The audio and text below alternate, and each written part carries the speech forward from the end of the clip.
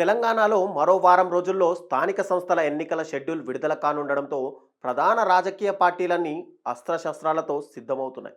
అధికార కాంగ్రెస్ పార్టీ, ప్రతిపక్ష బీఆర్ఎస్, బీజేపీలు స్థానిక సంస్థల ఎన్నికల్లో సత్తాచాటి క్షేత్రస్థాయిలో బలోపేతం కావాలని చూస్తున్నాయి. సంక్షేమ పథకాల అమలే లక్ష్యంగా కాంగ్రెస్ పార్టీ ప్రచారానికి సిద్ధమవుతుండగా, రైతు భరోసా సహా కీలక హామీల అమల్లో కాంగ్రెస్ పార్టీ వైఫల్యాన్ని ప్రజల్లోకి తీసుకెళ్లేందుకు మిగిలిన పార్టీలు వ్యూహరచన చేస్తున్నాయి. స్థానిక సంస్థల ఎన్నికలకు కాంగ్రెస్ పార్టీ వ్యూహాత్మకంగా వ్యవహరిస్తూ ముందు పార్టీ గుర్తుపై జరిపే ఎన్నికలను నిర్వహించేందుకు సిద్ధమవుతుంది.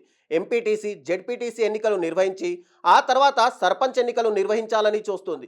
బీజేపీ, బీఆర్ఎస్లను దెబ్బ కొట్టేందుకు ఇదే సరైన వ్యూహంగా భావిస్తూ మహాలక్ష్మి పథకం తమకు ఓట్లు కురిపిస్తోందని గట్టిగా నమ్ముతోంది.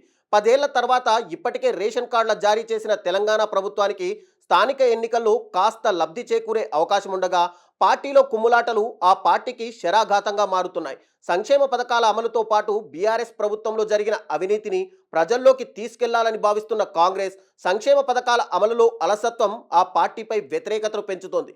మరోవైపు హస్తం పార్టీ అగ్రనేతలందరూ సంస్థాగత ఎన్నికలను ప్రతిష్టాత్మకంగా తీసుకుంటున్నారు. ఇప్పటికే శాసనసభ ఎన్నికల ఓటమితో డీలా పడ్డ గులాబీ పార్టీని ఎంపీ ఎన్నికలు మరింత కుంగదీశాయి. ఇప్పుడు 2 గ్రాడ్యుయేట్, ఒక టీచర్ ఎమ్మెల్సీ ఎన్నికలకు గులాబీ పార్టీ దూరంగా ఉండడంతో బీఆర్ఎస్ పార్టీలో నిస్తేజం ఆవహించింది. స్థానిక సంస్థల ఎన్నికల్లో భారీగా స్థానాలు కైవసం చేసుకోవాలని వ్యూహరచన చేస్తున్న గులాబీ పార్టీకి అధినేత కేసీఆర్ క్షేత్రస్థాయిలోకి దిగి మళ్లీ ప్రచారం నిర్వహించేందుకు సిద్ధమవుతున్నారన్న ప్రచారం కొత్త ఊపిరినిస్తోంది. మరోవైపు కేటీఆర్ ఇప్పటికే సీఎం సొంత నియోజకవర్గంలో నిర్వహించిన సభకు భారీ స్పందన రావడంతో పార్టీలోనూ కాస్త జోష్ పెరిగింది.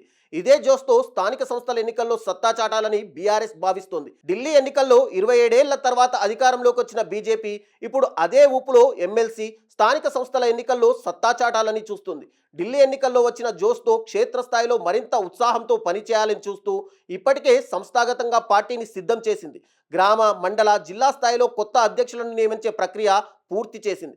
కొత్త అధ్యక్షుల సారథ్యంలో స్థానిక సంస్థల ఎన్నికల్లో ఎక్కువ స్థానాల్లో గెలిచి 2029 ఎన్నికల్లో అధికారానికి చేరువ కావాలని బీజేపీ చూస్తోంది.